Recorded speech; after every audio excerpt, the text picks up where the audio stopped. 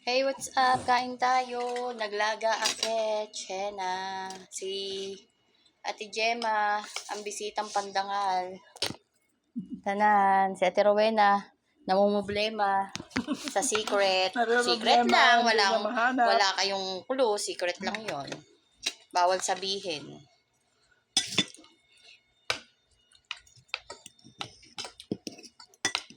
Kain tayo. Madalian lang kain ni Ate Gemma kasi... Ba't alam niyang kakain tayo, sinabi mo? Oo. Pumunta siya dito? Oo. Sabi niya, pagkakakain kayo, sabihin mo ay, alam naman niya, kakain tayo. Kaya nga eh. Grabe naman yung... Wala kayo Paglabas ko doon, sabi ko, pinupunit. Tinatanggal yung mga dahon ng alaman, sabi ng nanay ko. Pumasok kayo, sabi ko, maglaro ng Ken Bubbles. Galit nga Pumasok yung na tatay niya, kasi nga yun nga yung problema. Hindi daw kumain, pero abot ang subo naman ng sambusa. Kasi wala yung spoon niya. Mm-mm. Ganon? Mm-mm. Sabi, Ganyan siya. Kasi yung sabaw. Maalat daw. Lahat ng pagkain daw ngayon, maalat. Eh, okay naman. Wala daw lala. wala siyang kutsara kasi. Hindi daw kumain. Kumain naman anak, kita ko. Kumakain nga siya eh. Hinimingin nga siya ng tinapay, ayaw niya eh. Oo, galit siya. Galit kasi siya. Ilagay niya. Yun. Yan. Ganyan pag galit siya. Ay, ganun. Sarap ng sabaw. Kaya nga. Na perfect ko. Papagatas po kami. Yan, nakakain na ako ng nilagang baka. No. Kumain pa kayong baka. Kumain na lang tayo ng kumain kaysa ma-stress tayo. Binatubak naman ng kutsara. Kanina? Hindi na to siya. Hala, nung pumunta ka doon? Kasi tinawag kami, yung pumunta na siya. Tinawag ito, tapos ako. Hindi ako nakapunta agad. Ikaw na siya. Akala ko pagkain. Hindi ka siya. nakita ni Lola? Wala, wala. Hindi din siya nakakaano. Hindi siya Pagpunta makakibuin. niya doon, tapos na. Ganun pala yan. Matanda. Grabe. Ganyan yan. Pag tinapon ko sa batuhan. Sabi ko sa'yo, basta ganyan, pang bato niya. Kung ano talaga ang totoo. Kung nasaan talaga. Bahala na lang.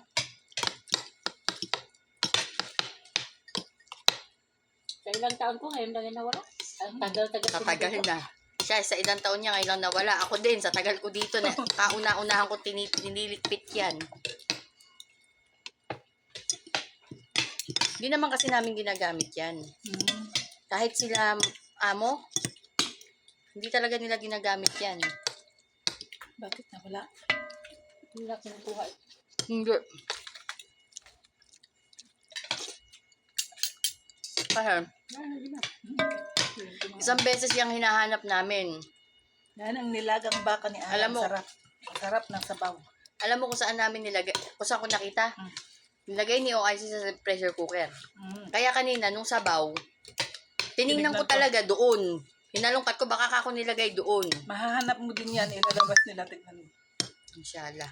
Magdilang anghel ka. Makikita rin yan. Kasi dito lang naman. Wala namang ibang kukuha, di ba? Ano nga niya, tinapon daw. Sabi niya, tinapon daw namin.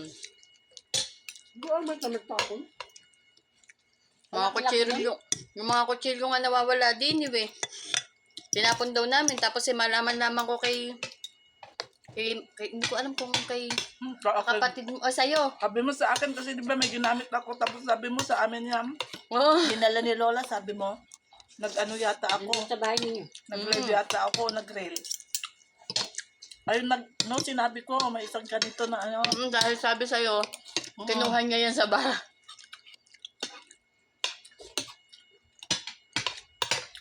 Ito lang ang matalim, sabi niya na. Oo, tingnan ko, kinuha.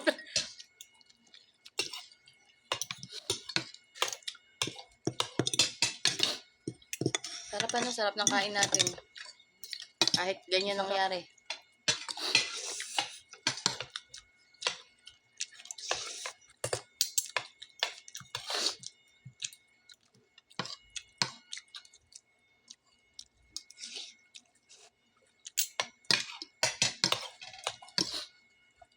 Bakit di pa patanggal ba yung sasakyan na naman kanina? Wala. Wala pala dyan. Kapatanggal nila ang kulit ng mga bata, wag na kasi palabasin ang hindi kaya sa labas. Ewan ko, ganyan si yung amo ni Marian. Ayaw ng nanay ko palabasin yung alaga ko, pero yung nanay, yung isa.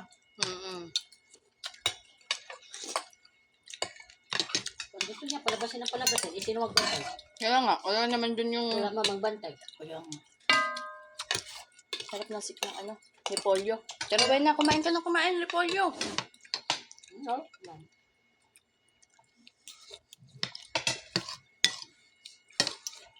O hindi ako lumabas, inubos na nila yung dahon ng halaman na green doon. Tapos yung dalawa naman, yung nandun na nakaganon na halaman, tinatanggal na. Oh. Pinuputol-putol. Kahit doon sa taas, pinuputol-putol nila yung kwan. Yung mga halaman dun. Primera dun. Ay, sabi ko ka nandun na. Pinuputol na nila yung mga halaman, saka yung mga dahon. Tapos pinagalitan sila. Pumasok na kayo dito. Oo, magalit yung matanda. Ganyang galit pa nga yung matanda. Bago niya ang bigay yan. Nakita nyo bukas pag mag-walis doon. Nakitanggal yung mga... Si Kuya Le yung makakakita nun. Kung yan naman ba? dahon. Hapon naman niya yan. Tsaka kaysa malanta, inunahan na ng mga bata. Sabihin ng mga bata, mainit naman, malalanta yan, tara.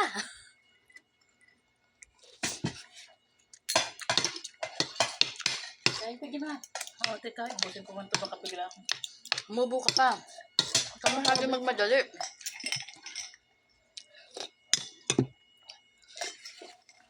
Ako na din sa bayan. Kasi, Ang pagkain namin doon mo, Lokia. Tsaka minsan-minsan lang naman yan, yung makakain ka ng masustansya ba? Wala akong nagay dyan, asin lang. Kaya nga masarap. Pero ang inaano ko sa Pilipinas, bulalo at saka ganito nilagang baka. Pagpabili din ako sa asawa ko pag magkagawa siya. Siya ang magluluto. Diyan naman kamo ko. Kaya ako. Ako kamo ang amo. Huwag ka ng laman, kumain ka na Mabait kumain. yun. Mabait yun magluto. Masipag yun. Pati panligo ko siya ang nagigib. Oh, sana. Oo. Bakit wala ba kayong dito? Meron na, pero noon, nung walang gripo, siya ang nag-iigib doon sa kapitbahay. Kaya siya nagagalit sa akin. Pati panligo mo. Siyempre, ang layo. Oh, siyempre kamo, ikaw kamo lalaki. Kaya nga. Wala ka naman trabaho, di ka mag-igib. Oo. Di ba?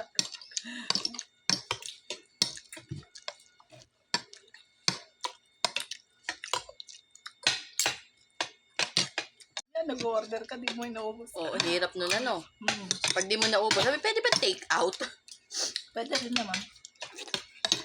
Kasi yung pagkain ng mga bata, nandun pa, kumain kami sa pizza, ang dami nilang in-order. Kala niya maliit lang yung Mickey Mouse na pizza. Ang laki naman pala. Marami. Nandun pa sarap ngayon. Yun ang kainaman din sa amo mo, hindi na pala luto no? Oo, nung nandun kami, doon kami sa labas palagi. Basta pagkagising namin, pakainin ko na siya sunit, tapos mabihis na, maalis na naman kami.